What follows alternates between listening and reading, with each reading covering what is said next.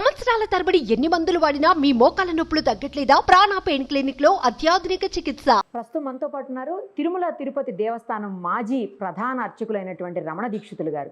ఒక్కసారి తిరుమల తిరుపతి లడ్డూ ప్రసాద వివాదంపై ఆయన ఏమంటారో ఆయన మాటల్లోనే విందాం. సార్ నమస్తే అండి. సార్, లడ్డూ ప్రసాద వివాదం అంటే దాంట్లో కల్తీ జరిగింది అనేది వింటుంటే చాలా బాధాకరమైనటువంటి విషయం. హైందవ సమాజం మొత్తం కూడా బాధపడుతున్నటువంటి సంఘటన, ఆశ్చర్యం. అలాగే అసలు ఏం జరుగుతుంది, ఏం జరిగింది, ఎందుకు జరిగిందో కూడా అర్థం కానటువంటి పరిస్థితులు.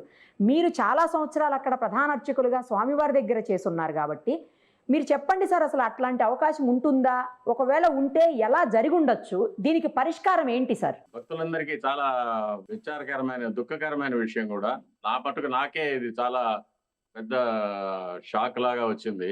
ఎన్ని రోజులుగా మనం కల్తీ అయిన నెయ్యితో తయారు చేసిన ప్రసాదాలు స్వామివారికి మనం నైవేద్యం పెడుతున్నాము మన చేతులతో అనేది నాకు చాలా బాధ కలిగించిన విషయం. మన ఇంట్లో మన పిల్లలకు, మన తల్లిదండ్రులకే మనం కల్తీ అయిన ఆహారం అయితే పెట్టం కదా. అటువంటిది భగవంతుడికి చేయవలసి వచ్చిందని చాలా బాధపడుతున్నాము. కానీ ఇందులో ఒక సంతోషకరమైన విషయం ఏమంటే, ఈ విషయం బయట రావడం ఒకటి, ఇప్పటి ప్రభుత్వం దాన్ని సరిచేయడానికి పూనుకోవడం అనేది ఒకటి చాలా సంతోషకరమైన విషయం. శుద్ధమైన ఆవు నెయ్యి చాలా వెల కలిగింది కాబట్టి ఆ వెల తగ్గించడానికో లేకపోతే వేరే లోకల్ వెండర్స్ కి ఒక అవకాశం ఇవ్వడం అవసరమో, ఏదో కొంతమంది ప్రలోభాల వల్ల, కొంతమంది ఉద్దేశపూర్వకంగా చేసిన దానివల్ల ఈ అపచారం జరిగింది. కల్తీ నెయ్యి కొనాల్సి వచ్చి దాంతో లడ్డూలు తయారు చేయాల్సి వచ్చింది. బేసిక్ గా అటువంటి వారికి సనాతన ధర్మం మీద, ప్రాచీన సాంప్రదాయాల మీద నమ్మకం లేకపోవడం, భగవంతుని మీద నమ్మకం లేకపోవడం, భక్తి లేకపోవడం, తర్వాత వచ్చే కోట్లాది మంది భక్తుల యొక్క మనోభావాల మీద కూడా ఒక గౌరవం లేకపోవడం, ఇవన్నీ కూడా కారణాలుగా ఉంటాయి. నా 50 సంవత్సరాల అనుభవంలో ఇలాంటిది ఎప్పుడు జరిగింది లేదు. కానీ ఇప్పటి ప్రభుత్వం అనుమతిస్తే ఇది కాకుండా ఇంకా కొన్ని అర్చక వ్యవస్థల్లో, ఆగమ వ్యవస్థల్లో అప్పుడు జరిగిన కొన్ని ఆలోచన లేని మార్పులన్నింటినీ కూడా సరిచేసి ఆలయానికి పూర్వ వైభవం తీసుకొచ్చి వచ్చే తరాల వాళ్ళకి ఆలయాన్ని పవిత్రంగా అందించడానికి నా ప్రయత్నం నేను చేస్తాననేది నేను ముఖ్యమంత్రి గారితో విన్నవించుకుంటున్నాను. స్వామి, ఇట్లాంటి అవకాశం అంటే చాలా రకరకాలైనటువంటి పరీక్షల అనంతరం మాత్రమే ఆ నెయ్యి కానీ ఏదైనా సరే అక్కడ వాడే పదార్థాలు వాడుతూ ఉంటారు. అలాంటిది అంత భయంకరంగా జంతు పదార్థాలని, ఏదైతే కొవ్వు ఉంటుందో దాన్ని, అలాగే ఫిష్ ఆయిల్ అంటున్నారు, ఇలాంటివన్నీ లోపలికి వచ్చే అవకాశం ఎలా ఉంటుంది స్వామి అసలు? ఈ 5 సంవత్సరాలు కూడా ఒక నియంత రాజ్యం జరిగిందమ్మా గుళ్ళో ఒక అధికారి వల్ల. అందువల్ల ఎవరు నోరు తెచ్చి మాట్లాడలేకపోయారు. నేను వెళ్ళి అదే అధికారిని కలిసి, అదే చైర్మన్ గారిని కలిసి చెప్పినా కూడా వాళ్ళు నా మాటలు లెక్క పెట్టలేదు. జరిగింది ఏదో జరిగిపోయింది, దాన్ని పూర్తిగా వాళ్లే బాధ్యత వహించాలి. స్వామి, పోటు అనేది చాలా పవిత్రంగా చూస్తారు. అక్కడికి వచ్చే ప్రతిదీ కూడా చెకింగ్ అయ్యే వస్తుందని అంటున్నారు. మీరు కూడా అక్కడ రెగ్యులర్ గా ఉండేవాళ్ళు కాబట్టి మీకు మొత్తం తెలుస్తుంది అక్కడిది. కానీ ఎవరు మాట్లాడే పరిస్థితి లేదమ్మా, ఎవరు ఏది ఎత్తి చూపే పరిస్థితి లేదు కాబట్టి అందరూ భయభ్రాంతులుగా ఉండిపోయారు కాబట్టి ఏ విషయాలు బయట రాలేదమ్మా ఆ టైంలో. స్వామి, చాలా పవిత్రంగా చూస్తాము. చిన్న పిల్లలకు కూడా ఆ లడ్డు చాలా ఇష్టంగా తింటారు.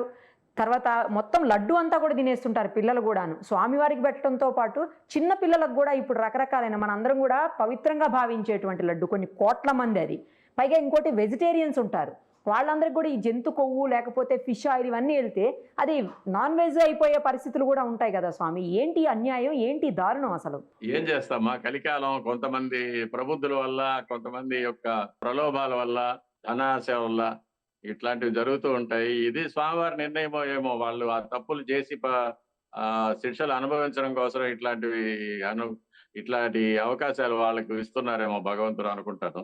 కానీ ఇక మీద జరగకుండా చూసుకోవడం అనేది మన కర్తవ్యం. స్వామి, మీరు అక్కడ చూసుంటారు కదా, అసలు ఆ లడ్డూ ప్రసాదం అనేది ఎక్కడి నుంచి వచ్చి ఎట్లా తయారవుతుంది స్వామి? ఎన్ని రకాలైనటువంటి టెస్ట్లు అవుతాయి స్వామి? ఒకసారి చెప్పండి, గతంలో ఎలా జరిగేది మీరున్నప్పుడు?